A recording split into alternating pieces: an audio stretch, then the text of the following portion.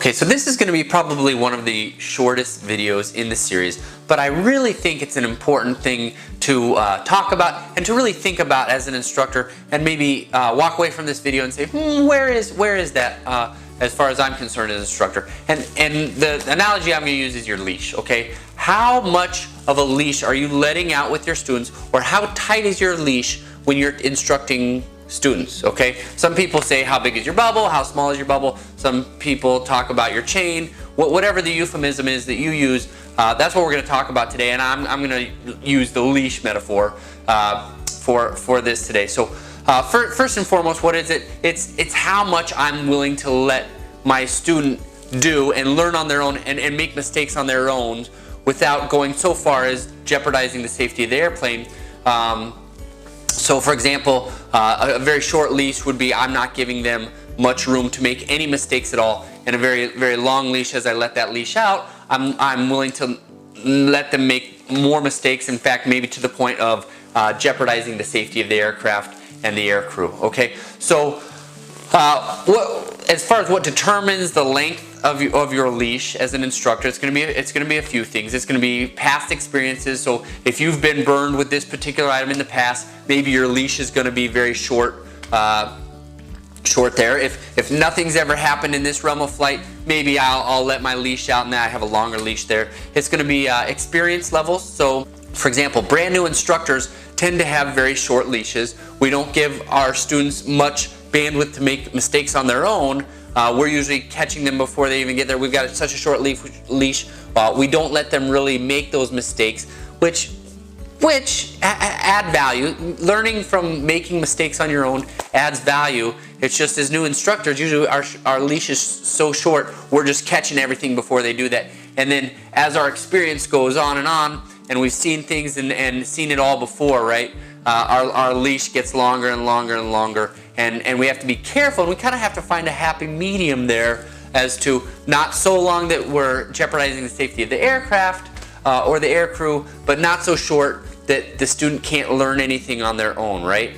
Another thing that can affect or determine the length of your leash is your perception as an instructor of your student. So if I'm going into this flight knowing that I've read the grade books for this student and they're all terrible, and I've got a student who is borderline dangerous, guess what? My leash is probably going to be very short, right? Or if I'm flying with a lieutenant colonel who's just getting requalled, maybe I'll let my leash out quite a bit, right? To let him make mistakes. Again, it's just kind of finding that happy medium between letting them make mistakes so they can learn on their own, but not having the leash so long that they're making so many mistakes that it's jeopardizing the safety of the airplane. Okay, so ultimately our goal is safety, right? We want to keep a safe airplane, keep it safe, you know, land, be able to complete the mission and go on to the next mission another day.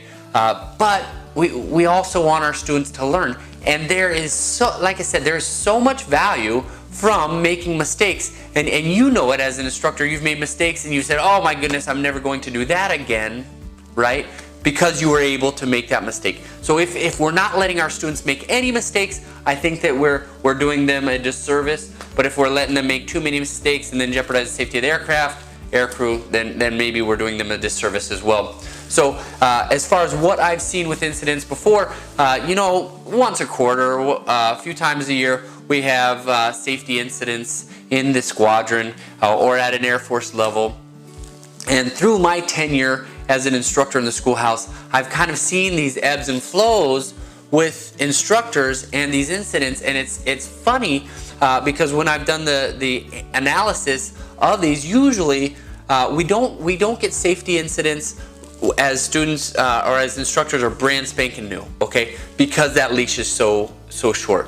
Where we usually get the incidents, where we usually have the mishaps, where we usually have the lack of judgment, is as that instructor progresses as an instructor, has a year or two under their belt, and they've started to see common student errors.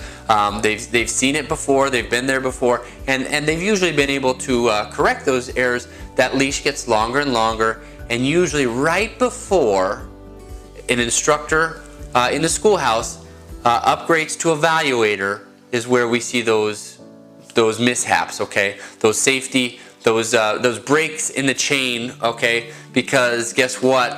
We're letting that leash out too far and we weren't able to catch it in time. So if for example, I'm landing an airplane, I've seen students land assaults many times. I don't need to be on the controls with them.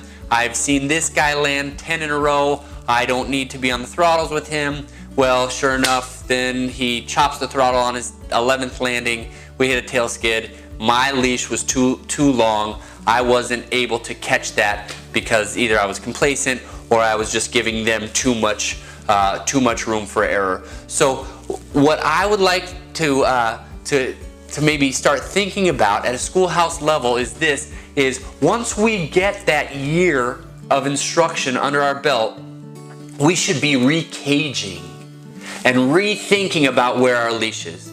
Are we letting it out too long? Or maybe, and this is more rare, but maybe it's still too short and I'm not giving my students any chance to make mistakes on their own. Because like I said, there is value added to them making mistakes on their own. So just think about that. Think about where you are as an instructor, where your leash is, where your bubble is, where your chain is, and assess that and say, okay, is that in the happy medium where my student is able to learn a lot from making their own mistakes, but they're not making so many mistakes or too big of mistakes that I can't catch them and I'm now jeopardizing the safety of the airplane. So something to think about as we continually talk about our instructor skill sets and how we can be better instructors. Hope that helps you a little bit. Maybe think about this for your next flight.